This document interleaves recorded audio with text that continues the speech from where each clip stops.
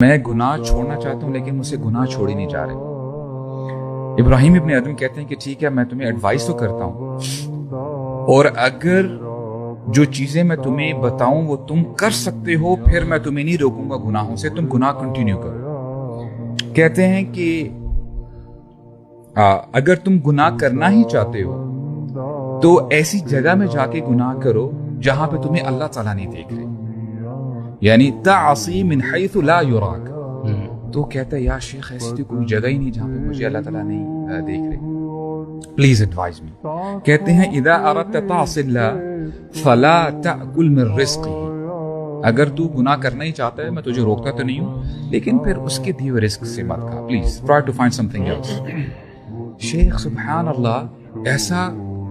کوئی رزق ہی نہیں ہے، کوئی پروویژن ہی نہیں ہے جو اللہ تعالیٰ کے علاوہ جو پرووائڈر ہو۔ یا شیخ پلیز ایڈوائز می، اگر تو نے گناہ کرنا ہی ہے تو پھر تو اس کی زمین پر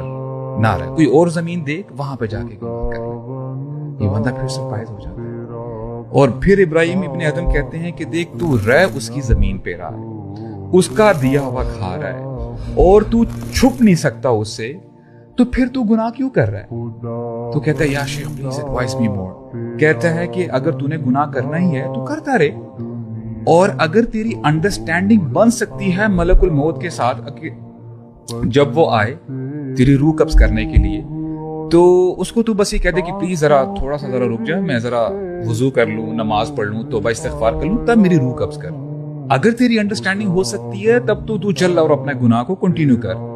تو کہتا ہے کہ شیخ یہ بھی ممکن نہیں ہے، اور پھر اینڈ میں کیا کہتے ہیں کہ قیامت کا دن ہوگا، تو گناہوں سے بھرا ہوا ہوگا اور تیرے لیے یہ فیصلہ ہو جائے گا کہ تو نے جہنم میں جانا ہے۔ اگر تو وہاں پہ فرشتوں کو روک سکتا ہے کہ نہیں جی میں نے نہیں جانا جہنم میں، تب تو گناہوں میں کنٹینیو کر اور تو گناہ کرتا رہے۔ تو پھر بندہ یہ جب سنتا کہ حسبک کہ شیخ میں کوئی چانس نہیں ہے، میں اب توبہ کرتا ہوں،